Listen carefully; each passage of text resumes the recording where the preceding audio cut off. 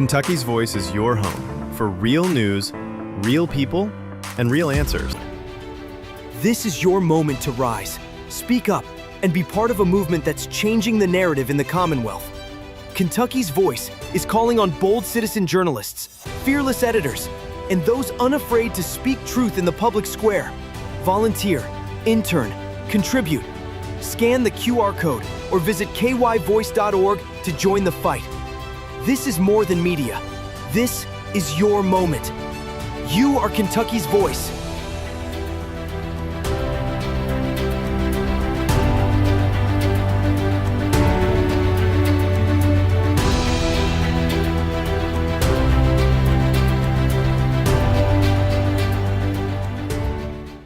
Open borders, shameful abandonment, disregard for human life, the prospect of more mandates and lockdowns, and the list goes on.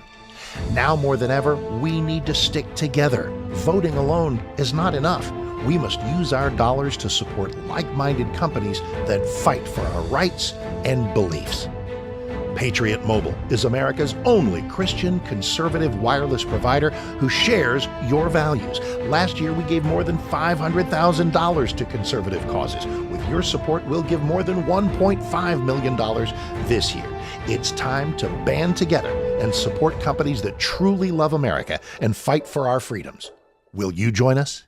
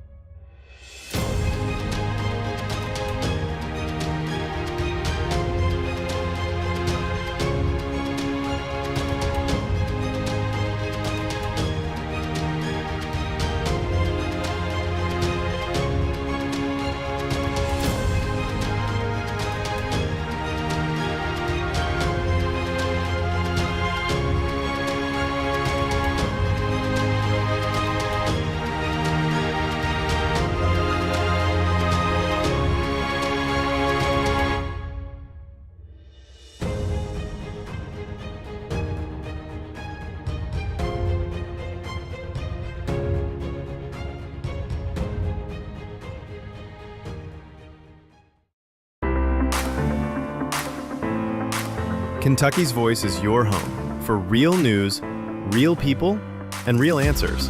But we can't do it without you. Your financial support helps us bring truth to the forefront, hold leaders accountable, and give a voice to the people of the Commonwealth. Join the fight today. Give online at kyvoice.org or text KYVoice to 53555. Every gift makes a difference. Stand with us, speak up, stay strong. You are Kentucky's voice.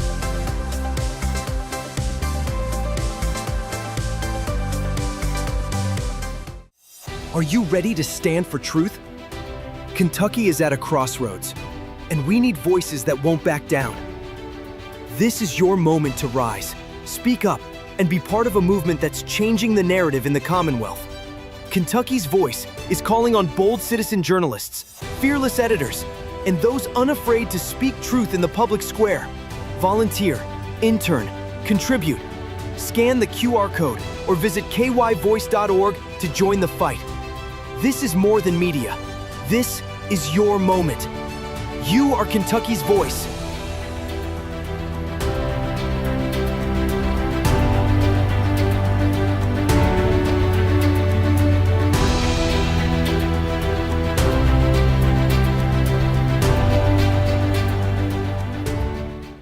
Open borders, shameful abandonment, disregard for human life, the prospect of more mandates and lockdowns, and the list goes on. Now more than ever, we need to stick together. Voting alone is not enough. We must use our dollars to support like-minded companies that fight for our rights and beliefs. Patriot Mobile is America's only Christian conservative wireless provider who shares your values. Last year, we gave more than $500,000 to conservative causes. With your support, we'll give more than $1.5 million this year. It's time to band together and support companies that truly love America and fight for our freedoms. Will you join us?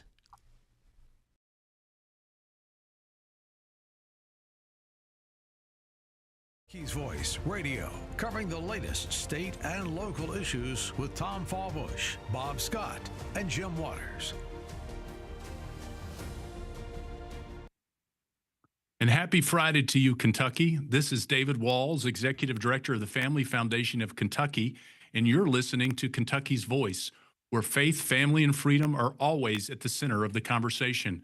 I'm excited to get to be your guest host again today as we take a look at the cultural, legal, and spiritual crossroads of our state and nation, and how we as people of faith and conviction can respond with clarity, courage, and truth.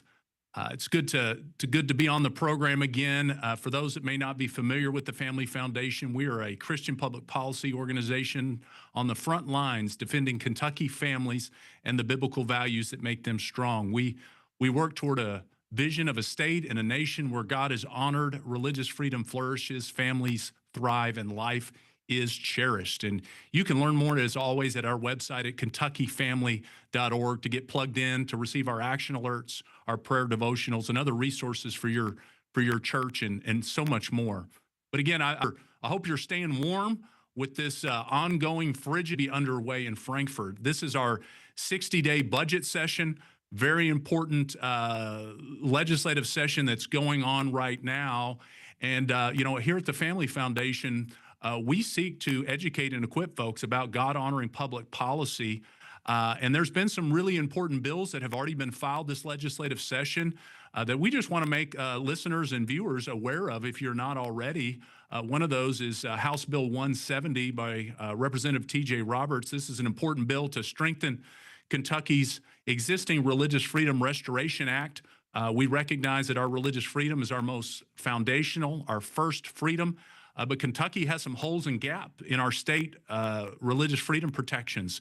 And so House Bill 170 would strengthen that. And so that's incredibly important. Another one is the need to protect medical conscience rights. This has been an issue that we and many others have advocated on for many legislative sessions. Almost got across the finish line last year on a medical conscience bill that passed the Senate but didn't get taken up in the House on the very last day. But once again, Senator Donald Douglas has filed the medical conscience rights bill, and that is Senate Bill 72. And so that's an incredibly important bill as well. Another one that I just want to mention up front for folks is an important issue dealing with how the sales tax is impacting churches and church ministries. And so House Bill 101, that's a bill by Representative James Tipton. He has filed a bill that would repeal the sales and use tax as it applies to churches and their ministries so that they no longer have to register with the government and collect sales tax on ministry activities. That's an incredible burden. It's an entanglement of church and state that we should not have here in the Commonwealth of Kentucky. And so that's an incredibly important bill as well. I should mention, we have action alerts set up on our website at kentuckyfamily.org on each one of these bills and others. You can go to our website right now and send a message to your legislator in support of these important bills. So I just wanted to mention a couple of those important bills, and we'll be having some more conversations on legislative items as we move along today. We really do have a great program. I'm really excited that we're going to be joined by two very special guests today. One of them is my good friend, Jonathan Saenz, who is president and attorney of Texas Values, which is our allied Family Policy Council in the Lone Star State. Jonathan will be joining me here just in a few minutes in our opening segments. And then in the second half of the program, I'm really excited that Kentucky State Senator Max Wise, who is also the Senate Majority Floor Leader, will be joining us. And we will be looking to discuss their important work, some key legal and policy decisions that have been going on both in D.C. and across the country as we look to shape the culture and the political landscape and discuss what they mean for Kentucky and the nation. So again, thanks for joining us. We have got a great program ahead. Looking forward to our conversations. Stay with us.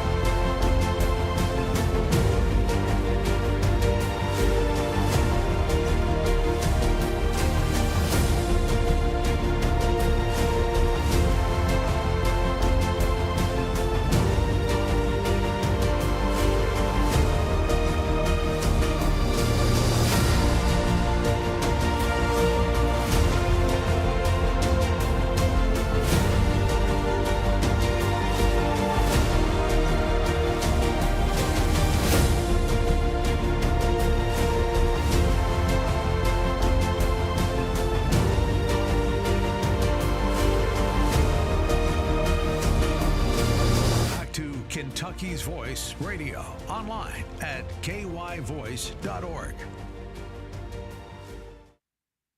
Welcome to Kentucky's Voice. And again, happy Friday to you. I hope you're staying warm on this another frigid day here in the Commonwealth of Kentucky. I'm David Walls. I'm Executive Director of the Family Foundation, and you're listening again to Kentucky's Voice, where faith, family, and freedom are always at the center of the conversation. We've got a great program for you today, and I'm very excited again that I've got two very special guests that will be joining me.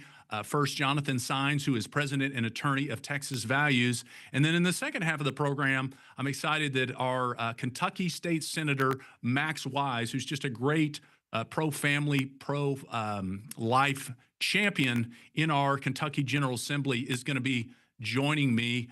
But first, I've got Jonathan, and I've got to just share a little bit about Jonathan to tee him up here. But really excited for Jonathan to be here. Jonathan is actually my former boss. If folks know me, was honored to work with Jonathan for a number of years for Texas Values, the Family Policy Council in Texas. It does very similar work to what the Family Foundation does here in the Commonwealth of Kentucky. But Jonathan, again, is the president and attorney of Texas Values. And in fact, he was recently sworn in as an official member of the Supreme Court Bar. I got to visit with Jonathan just a week and a half ago when we were up at the Supreme Court for the Save Women's Sports oral arguments. But Jonathan, thanks for taking time and being with us today. Well, it's great to be with you, and I'm glad we're doing the show indoors. Absolutely. Absolutely. I don't know what the weather's been like in Austin, but it's been downright frigid here. Well, look, I mean, I was out with my morning walk with a group of guys, and there was still a little bit of ice in certain areas, but most of it has burned off, if you will. But it was about 35 degrees, which is about 30 degrees lower than I like it. But, I won't complain too much. But, you know how it is here when the ice forms, but we've gotten through it. And, there's a lot of important work that I wanted to get back to this week. But it did allow me to catch my breath after coming back from Washington, D.C. in the March for Life. Yeah. So, and just, continue to encourage folks to be praying for our United States Supreme Court with the oral arguments that took place on the Save Women's Sports case. This is going to be a monumental decision that's going to impact laws passed here in Kentucky and Texas and over half the states on these common sense laws to keep men out of women's sports. But I wanted to visit with Jonathan on a couple of items because he was recently in Louisiana at the Fifth Circuit Court of Appeals, actually with some of our allies from Louisiana, because a very important case was actually just argued at the Fifth Circuit regarding Texas's and Louisiana's 10 Commandments in the classroom case. And I know, Jonathan, you and Texas Values played such an integral role in getting that bill across the finish line. We knew that there was going to be legal challenges that were going to happen. Share a little bit about the process and how that bill got passed and what it does in Texas. Absolutely. And after I talk about this, or while we're talking about it, we've got a great website set up, 10commandmentstexas.com, so people can go check that out and get a lot of good information. And, if you're in whatever state or people in Texas, you want to make sure they're aware of it, or you want to see what we're doing. A lot of good details there about how the law works and about where things are legally and policy-wise right now. But the Texas 10 Commandments law is very straightforward. There's got to be a display of the 10 Commandments in every public school classroom.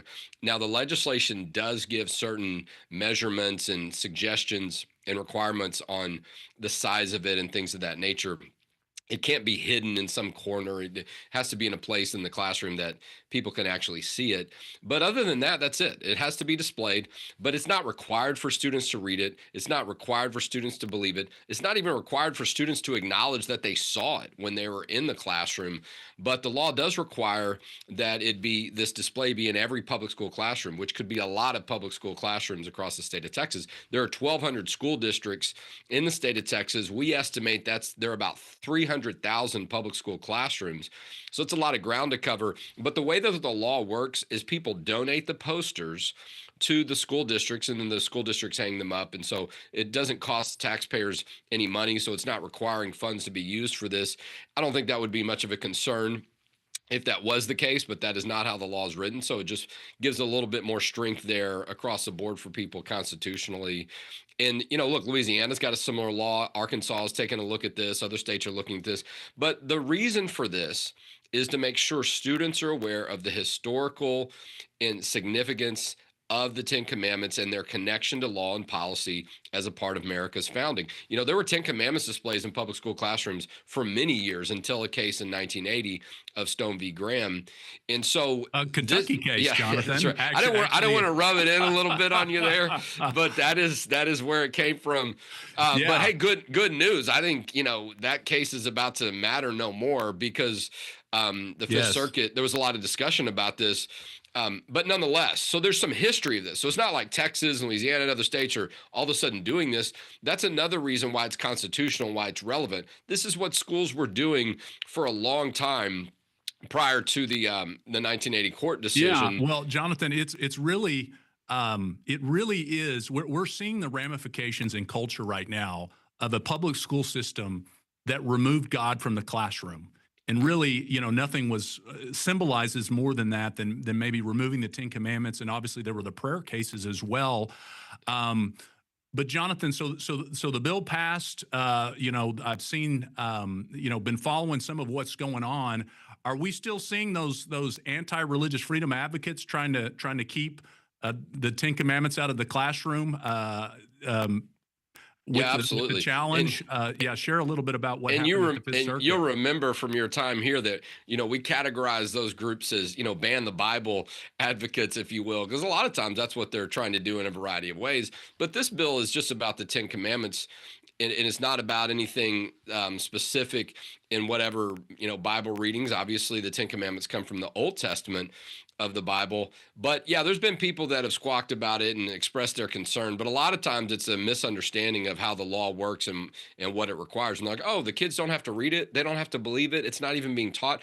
Teachers do not even have to comment about it. A student could ask a question and the teacher could say, that's not something that I'm discussing or that's a part of what we do in this law. It just has to be hanging up.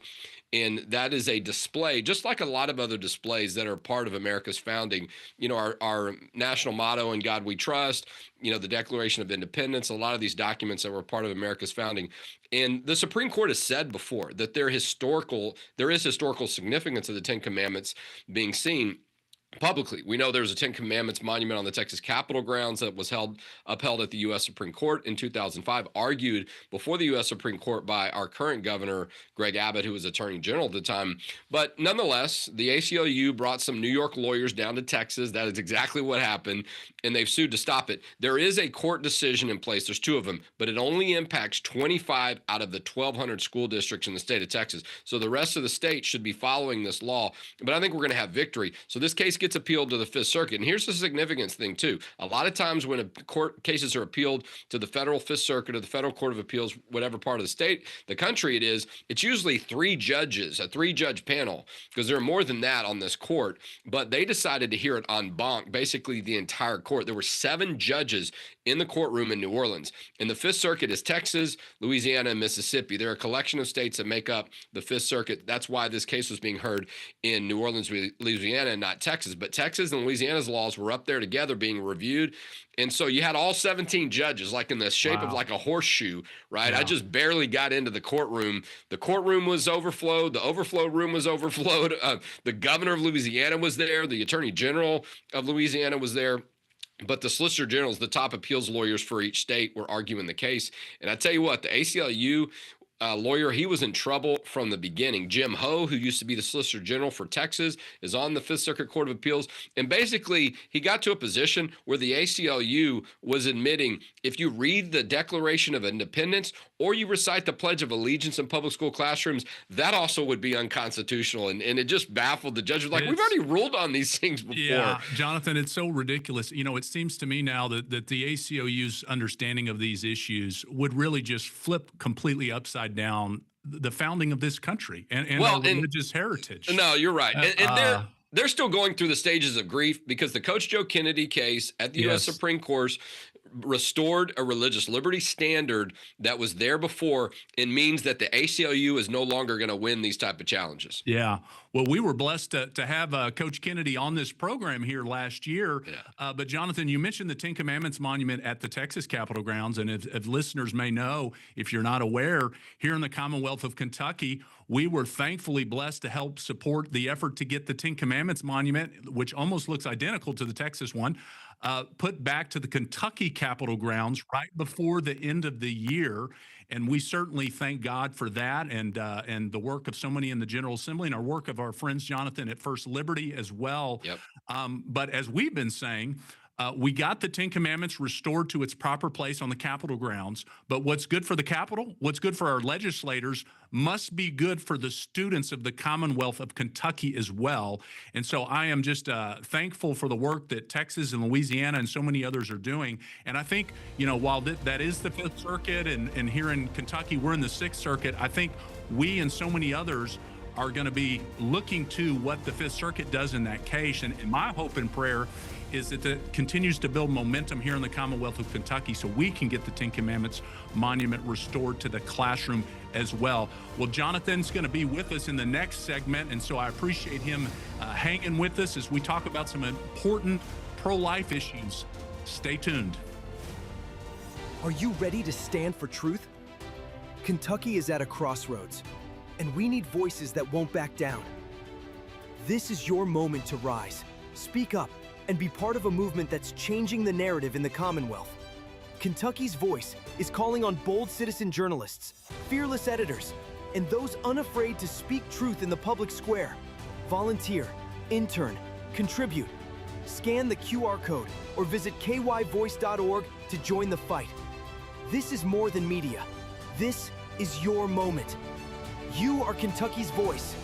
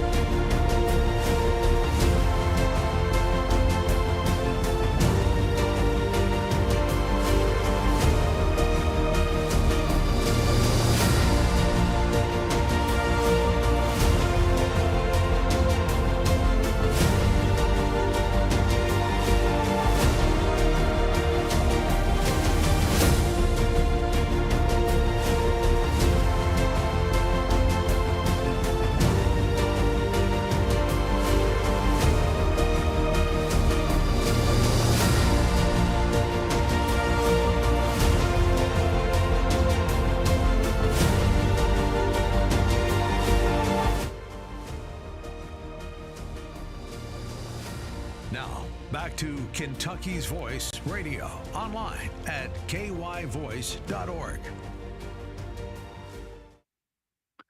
And we're back. Good to be with you. David Walls here, Executive Director of the Family Foundation. It's always fun to get to go guest host Kentucky's Voice. I'm excited that our guest from the first segment, Jonathan Sines, my friend and president and attorney of Texas Values, is still with us. And we had a good conversation about the Ten Commandments issue and the need to restore the Ten Commandments Monument back to its proper place in the classroom, both in Kentucky and across the across the nation, really, in the first segment. But I wanted to switch a little gears with Jonathan here and talk about the issue of life, which is a foundational issue. It's foundational to the work that I feel called to do and the work that the Family Foundation does. Having known and worked with Jonathan for a number of years, there is no more passionate pro-life advocate, I will tell you, in the pro-life movement than Jonathan. But before we get into some of the policy discussions and some of the legislation, I know Jonathan was actually just up in Washington, D.C.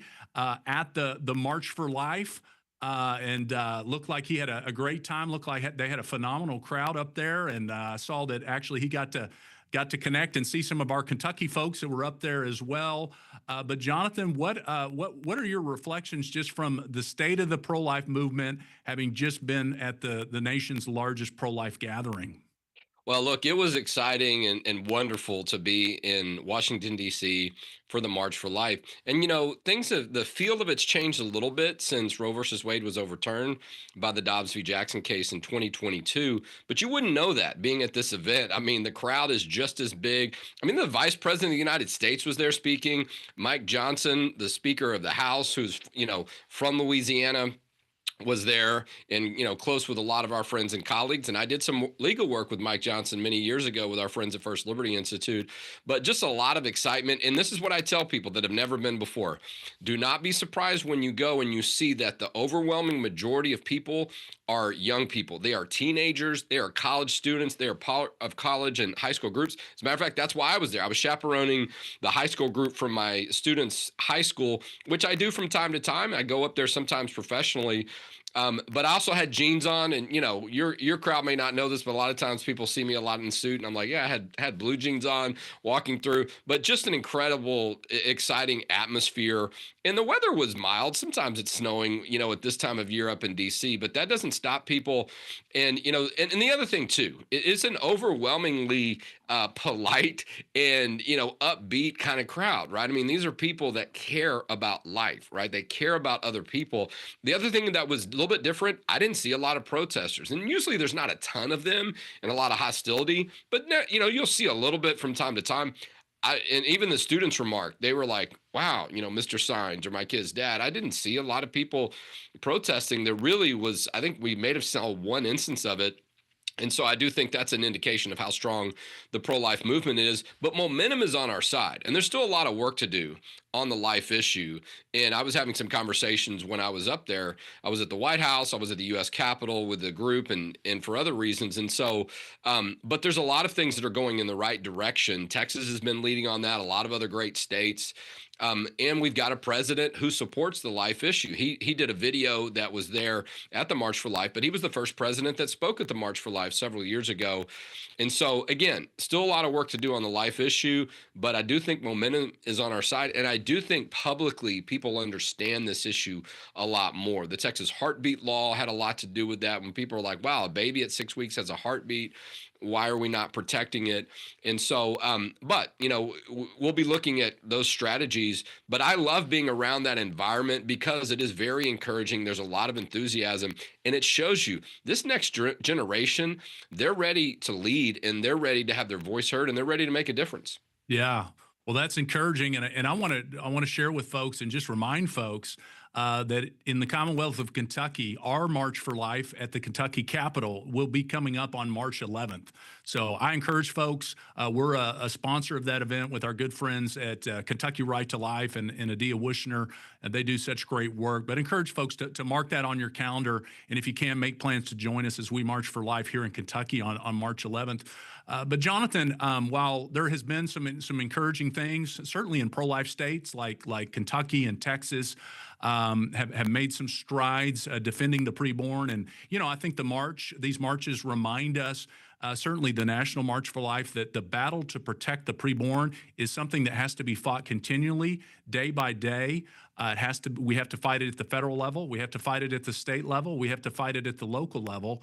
But as we sit here right now, one of the realizations that for us as pro-lifers is that we're still losing lives of preborn children, even in states with the laws that we have in Kentucky and Texas, which effectively prohibit abortion. And so much of that is because of the chemical abortion pill, what I like to call the abortion death pill. because every single time this pill is taken effectively, it ends the life of a preborn child. So it is a death pill. And then also we know, and the studies continue to show, that the complications, serious medical complications for mothers from the abortion death pill far exceeds even surgical abortions. And so this is really the battle to protect life right now is the battle to deal with the illegal proliferation of the abortion death pill in pro-life states. And so Texas addressed that in y'all's most recent legislative session. It's an issue that is front and center in the Kentucky General Assembly going on right now. Jonathan, just share a little bit in our last few minutes about y'all's effort to get a bill to help protect against this deadly pill. Yeah, absolutely. Well, and you look, I mean, a lot of people have said in the pro-life movement that the majority of abortions now are a result of this abortion pill. They're not surgical abortions. Obviously, those are illegal in Texas and a lot of other states, but even in other parts of the country, we've seen this trend over the years building to this point where a majority of abortions are taking place in a girl's bathroom or a girl's dorm room, right? Which is not a safe place to be when things don't go well with these pills. And oftentimes they don't. Oftentimes, not only does the baby die, and I think it's a great way to describe it, sadly, but I think it's accurate, what you called it, the abortion death pill. But there are a lot of times there are consequences, there are side effects that are deadly. You know, young girls are bleeding to death as a result of these pills. Girls are misled about what to expect. A lot of these pills are being taken in 12, 14, and 16 weeks of the baby being developed. You can only imagine what that's like for a young lady at any age. And a lot of times it's in secrecy. So even if the parents are having a conversation or it's a young girl, they're not aware of that. You know, there's tragic stories where girls don't make it to ladies don't make it to the emergency room in time and they die. But a lot of this has created an opportunity for fraud. So we've been cracking down on that with our state law that puts a lot more penalties in place. That allows people to sue these businesses, even if they're not in Texas, to sue these abortion providers that are from other states that are somehow facilitating these pills. As a matter of fact, I think our Attorney General, Ken Paxton, announced this week a new lawsuit on this matter. And it took us a couple of special sessions to get it done in 2025. Yeah. But we did. And that's what we need to do. When we see these areas where, okay, we need to have better enforcement here, we need to have enforcement here, because and that will not only does it keep Texas pro-life, but it means in other parts of the country, it's much more difficult in those other states for them to exploit those things or to take Texans somewhere else to allow these things to happen. And it allows the public to learn more about really what the abortion industry is always been about. And it's about money. It's not about caring about the woman and child. Yeah, no, this is a $1 billion industry that profits off of killing preborn children, and as we know too, you know, Planned Parenthood involved in so much other very harmful stuff, whether it be the transgender ideology and trying to trans children and all of those things. But Jonathan, in our last just few seconds, we continue to have some that say, oh well, in Kentucky, you know, we've already got important pro-life laws. Why is it still important that we address some of these chemical abortion pills issues really from the enforcement side? Well, look, you can pass a lot of different pieces of legislation and the governors can sign a lot of things into law. But if they're not being enforced and people are not aware of them, you're not really getting a lot of value of that, and they're not doing what they're supposed to do. And so a lot of times people forget about that, and we celebrate, and there's a great law passed. A lot of times people don't even know about it. You know, I still have people coming up to me in Texas and talking about how we can, you know, make abortion illegal and we can move the line here. I'm like, we've already done all that. What do you mean? Yeah. And so having attorney generals, district attorneys, because sometimes you have district attorneys, local attorneys that will not enforce it. So the focus on enforcement is huge for the pro-life movement. Enforcement is so key. So, and I'm so thankful for the work that y'all help do in Texas. I'm hopeful that we can do something similar here in Kentucky. Thank you, Jonathan, for joining us today. It was great to talk with you, brother. Great to be with you.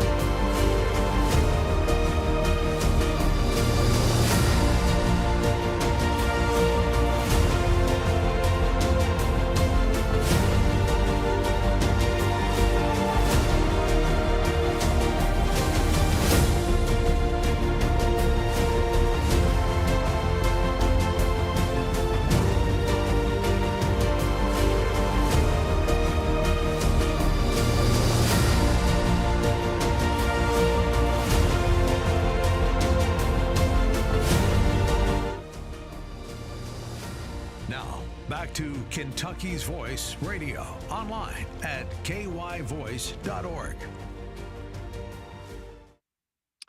And it's good to be back with you. Happy Friday to you again on another cold and frigid day in the Commonwealth of Kentucky, but a beautiful day, a beautiful day. I'm David Walls, Executive Director of the Family Foundation. It's always a pleasure to get to guest host this program. And part of the fun is just the opportunity we have on this program to get to talk with some great guests and some folks that are doing important work, standing up for faith, family, and freedom here in the Commonwealth of Kentucky. And one of those folks certainly is my next guest, and that is State Senator Max Wise. Senator Wise is the Senate Majority Floor Leader in the Kentucky Senate. And so prior to being state senator in the 16th district, he was actually a part of the FBI and their counterterrorism unit in Washington, D.C., and he's also taught political science at Campbellsville University, as well as the University of Kentucky. So he's got quite the varied and diverse background. But Senator Wise, thank you so much for joining us on Kentucky's Voice.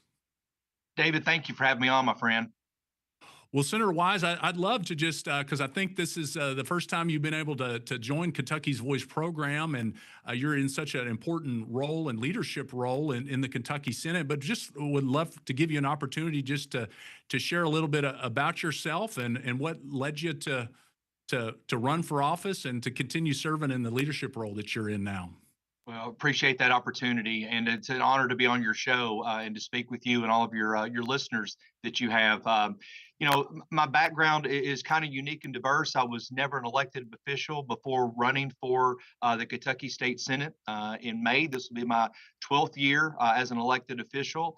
My background is pretty diverse. You mentioned my work in the FBI, but born and raised in Campbellsville, Kentucky. My mother was the women's basketball coach at Campbellsville College then, and now Campbellsville University for 32 years. So kind of grew up right there on a Baptist affiliated college, and all encompassing Christian atmosphere that Campbellsville had, and was a student there. I just also stayed with my mom coaching. I looked at other schools, but I have a familiarity of being on the campus so much, and the faith-based principles that Campbellsville University stands for, and it was a great fit for me. My father was with Fruit of the Loom. He was an HR manager there, has been in business his whole life, and the opportunity to go to Campbellsville. Then after that, on to graduate school at the University of Kentucky. They've got a school of diplomacy, international commerce. I specialized in foreign affairs, intelligence, national security, and then it took me to kind of my dream as a boy growing up was to work for the FBI. I saw the movie David, Silence of the Lambs, and I know that probably sounds maybe sickening for some people. Of why would you want to go into this line of work? But I found that intriguing. Not coming from a family of law enforcement, but I always really respected the men and women of the FBI with their integrity that they work with, and so was able to kind of achieve that bucket list and the goal of working for the Bureau. And did that for a number of years. So it took me to Washington, D.C., then back to Lexington, Kentucky as a member of the Joint Terrorism Task Force.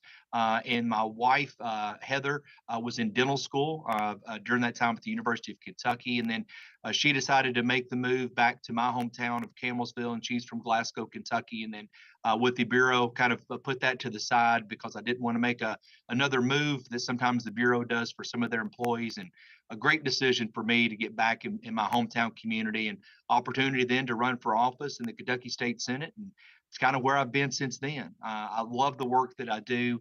I always campaigned on there's no title before my name. I am who I am. I'm Max. And I've tried to live out that with my public service of campaigning on the principles that I stood for, being a Christian and a husband and a father of 4 children. The most important thing for me is standing up, just like you mentioned with your show, of faith, family, and freedom. Those are the things that I try to also instill in my daily walk of life. And so been very fortunate to have got some pieces of legislation during my time, especially as a rank and file member. And this is my second year in my role as the Kentucky Senate Majority Leader. So now I kind of look at myself as kind of the point guard or the quarterback of the caucus, of where I'm lifting up other members. I'm making sure that they also are getting their bills passed and bringing those types of bills that we stand for as a conservative base of our caucus, to get those bills to the floor and to work with our House colleagues on their bills that may come over the threshold.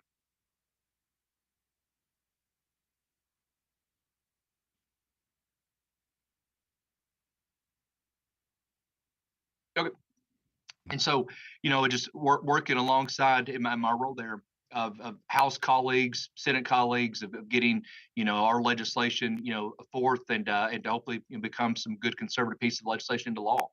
Yeah.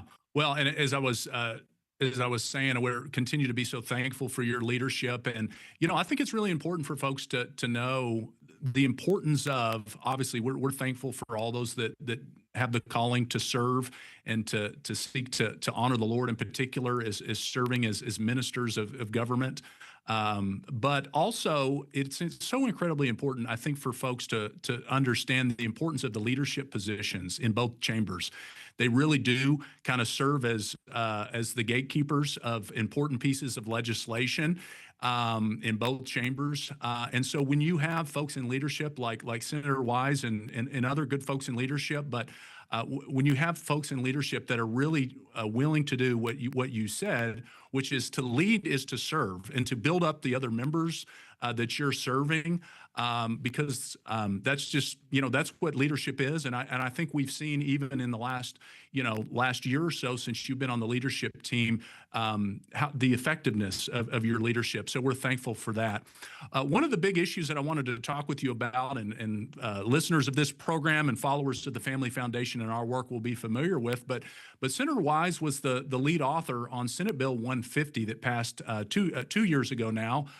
Back in 2023, and that was the bill came together with several different pieces, but one of them was to protect our kids from these radical gender transitions. There was also some important parental rights protections as it relates to our education, both incredibly important issues. And Senator Wise, I just have to say to you, that bill got a lot of pushback, if you will recall, as we all do. But last year, the United States Supreme Court upheld, in the Scarametti decision, upheld Kentucky's and many other states' laws to protect kids from these harmful gender transitions. And so I just wanted to give you an opportunity just to reflect on that. What does it feel like to pass a bill? And I know a number of other states did. But to play a key role in such an important bill protecting children that ultimately led to a landmark U.S. Supreme Court decision. David, that was in terms of the legislation that I've had. I've had a very diverse portfolio of bills. As Education Committee Chairman, a lot of my work before has been on education policy, and I made a commitment to protect children, being a father of 4, but also of common sense legislation, of making sure that for anything that may be out there to harm our children, that I would stand in that path and I would stand in the valley to make sure that I'm doing the work that my constituents also would expect for me to do, for them. And so with that piece of legislation, you're right. There was a lot of people that have caused it controversy. I call it a lot of common sense of what we were looking to do. And I will also say that some of the studies we were seeing from Europe and others about gender transition surgeries and how harmful it was, we knew on our side here in Kentucky of what that could lead to, of making sure that a child under that age, was not making this decision or being pressured into this type of decision because of the harmful mental effects and so many things that can come from that. And so I was proud of my colleagues to stand with me. You never know sometimes when you file a bill, what can come about with that.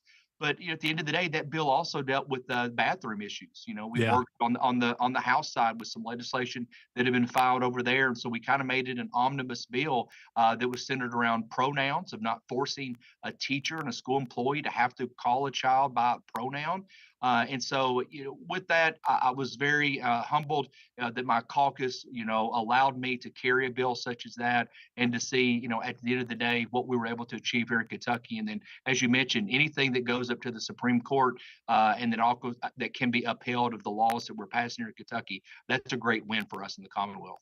Yeah, and speaking of the Supreme Court, I'm going to look back at another piece of legislation, and we're excited. We'll visit with Senator Wise about some ongoing legislation in our final segment. But I just have to mention, because I just had the pleasure of being up at the United States Supreme Court with thousands of allies from across the nation, as the Supreme Court just heard oral arguments in the Save Women's Sports case, which was passed in the Kentucky General Assembly back in 2022, as we continue to fight and stand for common sense to keep men out of women's sports. But even bigger than that, standing for biological truth, standing for reality, standing for a culture in which we recognize that there are men and women, and there are reasons why we have these distinctions. Sports obviously is an important one. But Senator Wise, I was reflecting on, I remember when that bill was being debated back in 2022, you got up and gave a very powerful speech on the Senate floor, and you referenced your mom, who has been coached a female basketball team, very, very well known for many years. And I remember you saying some version of, my mom knows what a woman is. And knows that it's important that we have female athletes, female athletics for women. But somehow, even a couple years later, and we're thankful for all the momentum we still have the raging debate from some on the radical left that can't answer the question, what is a woman? It just kind of boggles the mind. But Senator Wise, what's your reflections on that issue, especially in light of what all's happened over the last couple of years? Well, so much credit to my colleague, Senator Robbie Mills, that led on that on the Senate side with that piece of legislation. And David, you're right. With my mom coached for 32 years. She fought with Title IX of making equity with women's sports and with male sports. And then to see what was happening after she'd retired from coaching of this, my mom never got politically active or engaged. But I will tell you, she was one to say, what are we doing here? For so many years. And the troublesome thing I had with this also, David, was the number of women athletes that would not also speak out for their own sport. They were terrified or being, of being, hostile of any comment they make. That is absolutely ridiculous. We need to make sure that those coaches and those women who are participating stand up. I'm glad to see fathers that are standing up for their daughters who are playing women's sports. Absolutely. Absolutely. Get some personalities like Charles Barkley coming out and saying, this is wrong. So we need more of that today's time. Yeah, we certainly do, and we look forward to hopefully a big victory at the Supreme Court. Stay tuned, though. We'll talk about the upcoming section next. Kentucky's Voice is your home for real news, real people, and real answers. But we can't do it without you. Your financial support helps us bring truth to the forefront, hold leaders accountable, and give a voice to the people of the Commonwealth. Join the fight today. Give online at kyvoice.org or text KYVoice to 53555. Every gift makes a difference. Stand with us, speak up, stay strong.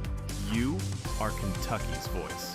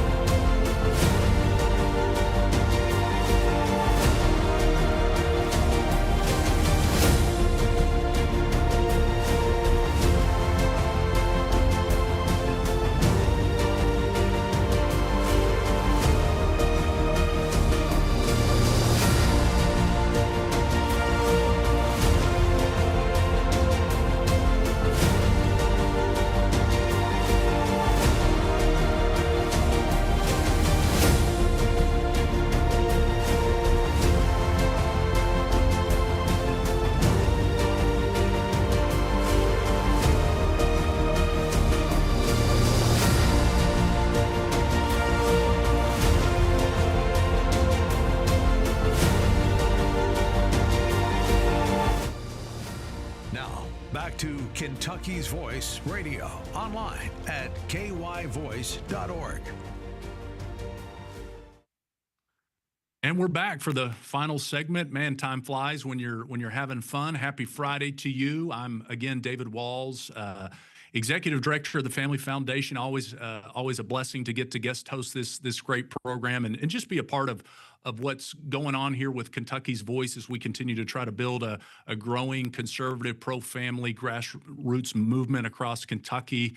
Again, if you're not familiar with the Family Foundation, I encourage you to go check our website out at kentuckyfamily.org. Our mission is to stand for Kentucky families and the biblical values that make them strong. And we're particularly active when the General Assembly is going on as it is right now. The 2026 General Assembly is underway. It's hard to believe. Month one is just about wrapped up. And I'm also excited that Kentucky State Senator Max Wise is still with us, such a great leader and pro-family leader in the General Assembly and the Senate. But Senator Wise, things are picking up. There's been a whole lot of bills that have been filed already just in the first month. A number of important bills and some that I want to visit with you about today. But from your perspective, and I know you've been such an important voice really on educational issues in your time in the General Assembly. What are you seeing as an important issue that you hope at least the Senate and Lord willing both chambers gets to address this session? Well, David, if you look at our top 10 bills or our priorities, some of those have already kind of trickled out, and you'll see about half of those are education-related bills that relates about K through 12 education policy. One such bill, I don't think it's got a priority number to it, but it's still an important bill that's been discussed already within our caucus, is on the anti-DEI in K through 12 schools. Senator Lindsey Tishner has taken a lead on this. And as you know, we have passed the anti-DEI at the post-secondary level with some legislation.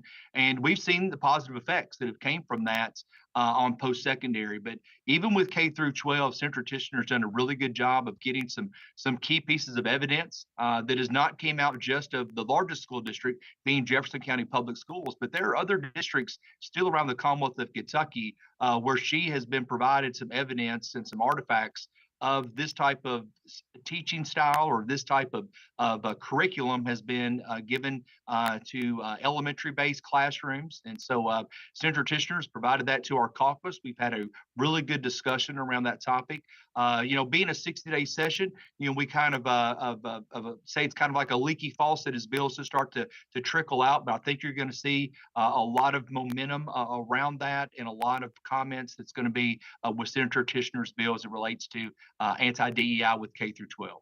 Yeah, and that is Senate Bill 26, and that is an issue that we're in strong support of as well. And folks can visit our website at kentuckyfamily.org and learn more about that issue, as well as take action, encourage their legislators to support that issue. I'm glad, Senator Wise, you brought that one up, because I think, last session, the bill that you mentioned to ban and defund discriminatory DEI in our public universities was one of the most important, notable pieces of legislation that y'all passed. And this really is the next logical step. As you said, Senator Tishner's laid out some of this evidence, but both in Louisville and in Lexington, really the leaders of those government schools have been crystal clear, essentially about thumbing their nose against the General Assembly, really against President Trump and some of the things that he's tried to do in his administration to root out these discriminatory and harmful concepts out of our educational system. And they're, seem to be wanting to move full force ahead. And the reality is that these are harmful concepts. They teach children essentially to look at race as one of the most important identifying factors in terms of how you see the world. And honestly, Senator Wise, and I know you saw this, this clip went viral, but it was kind of Exhibit A when there was an interim hearing at the last part of the year on this issue heading into the session, where you saw these comments from State Representative Sarah Stalker that went viral, but I think what she said was emblematic of some of the education establishment, certainly in Louisville and Lexington, where she said essentially she doesn't feel good about being white. She went on to make comments and say if she was a white male, she would feel even worse about that.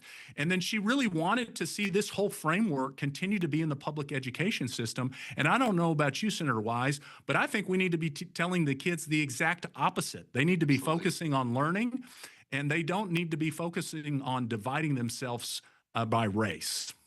David, I could not agree more. If you look at the basics of what we need to get back to, it's, cursive writing, which we've had legislation deal with that. We need to get back to the basics of education and not allowing ideology, indoctrination, anything like that to come before our school children, especially in grades K through 12.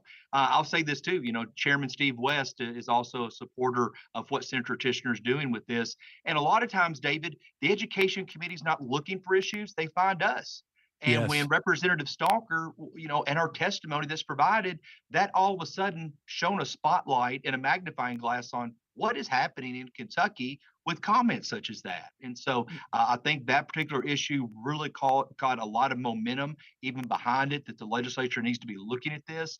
And so I'm looking forward to seeing, how this policy is going to play out over the next few days as we get into the kind of the meat of the legislative session in the couple weeks ahead. Yeah, I think that'll be incredibly important, and the DEI too, it's not just the kind of the racial side of it and leading with that. There's also the direct connection to the LGBTQ ideology that we have just seen time and time again. I remember actually when I was still living in Texas, I went to a school board meeting in Austin ISD when we were opposing a very harmful sex education curriculum that they were trying to impose on kindergarten students. And at that very meeting, they also were hiring DEI officers for the first time. This was probably about 10 years ago. And I remember kind of a light bulb went off and was like, man, the intersection of all these issues and what connects them all is an ideology that is antithetical to what this country was founded upon. And it really is antithetical to creating an environment where students can learn the things, like you just said, the basics that we need to return and learn. So we certainly look forward and hope to see some encouraging progress on that issue. And I too thank Senator Tishner for her work and Chairman West. Just great to have such strong educational advocates in those positions in the Kentucky Senate. Senator Wise, one of the other important issues, important Senate bill that I know has already been filed is Senate Bill 72 by Senator Donald Douglas. And this is a bill to protect medical conscience rights. It's an issue that we and many others have advocated on for multiple sessions. And Senator Douglas filed and helped secure passage of that bill in the Senate last session. We got all the way to the very last step over in the House, and it didn't get called up for a vote at the last minute. But I continue to be optimistic that we can get this issue done this session. And this bill would simply just protect the medical rights of conscience for our medical workers. It's a foundational freedom. It's something that's referenced very clearly in the Kentucky Constitution. Senator Wise, I know you've been a strong supporter. Why do you think it's so important that we protect the basic conscience rights of those in the healthcare field? Well, absolutely. And there's no better bill sponsor to have than Senator Douglas, who is a medical doctor himself and has Yes. been in this field of work. And so it even strengthens the need of where you've got a legislator like Senator Douglas that sees this firsthand, and for his colleagues to be able to step up for their own values and beliefs of saying, what they're comfortable or not comfortable with in performing. And so this particular piece of legislation, like you mentioned, David, got through the Senate last year in a 60-day session. We're hoping, because of the time frame, that bill can proceed just like it did last session with a little more time, and that we don't run out the clock on a bill such as this, because I know a lot of House members were really wanting to be able to vote on this piece of legislation from the last session that we ended. And that's part of the process. A lot of times we see that some bills may not make it through in a session. It may take a session or two, but this is one, and you're exactly right. The Family Foundation has been advocating for, have been knocking on our doors here throughout the Capitol Annex, and you've done a really good job of advocating on this and numerous pieces of legislation. And I'm very hopeful, I'm very optimistic that this one can be achieved, and to check that off any type of list of priority bills that need to be done on behalf of your association. Yeah. Well, and look, because at the end of the day, and I know Senator Wise, shares this sentiment. We work and advocate on these laws because they impact people's lives. We're talking about education. We're talking about raising the next generation. We're talking about the medical field. We're talking about ensuring that those that practice medicine are never forced or compelled to participate in a procedure that violates their conscience. You know, we've continued to hear stories of those, particularly Christians in the medical field, that have been really concerned about moving forward because of some of these coercive situations that they find themselves in. You know, I remember too, you know, Senator Wise, University of Louisville's Dr. Josephson, who was fired for simply just speaking out in his expertise about his concerns many years ago against the gender transition craziness. You know, he ended up, thanks to good work of our friends at Alliance Defending Freedom, getting a settlement, getting a little bit of justice from that situation. But I think that's emblematic of some of the concerns. And we want to see people of faith move into the medical field. We want to see Kentucky move to a place where those in the medical field want to come work, as opposed to the situation where we are now, where we're having some serious concerns about retaining people in those fields, so that, you know, whether rural or urban, all across the state, we've got the doctors and nurses that we need. Well, Senator Wise, any other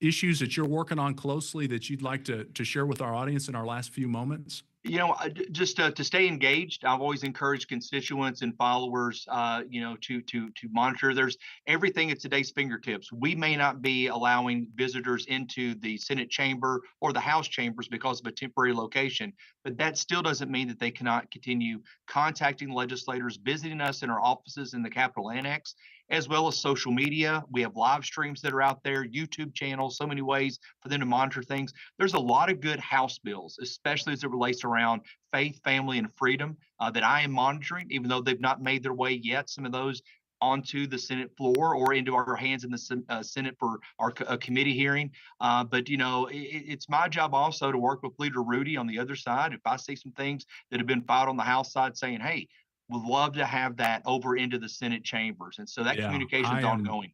Yeah, I'm so glad you said that. So critically important for folks to make their voice heard right now. And folks can continue to do that on this issue and so many others at KentuckyFamily.org.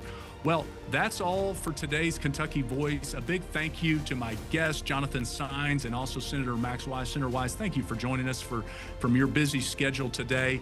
Folks, the battle for faith, family, and freedom isn't just happening in Washington. It's happening right here in the Commonwealth of Kentucky.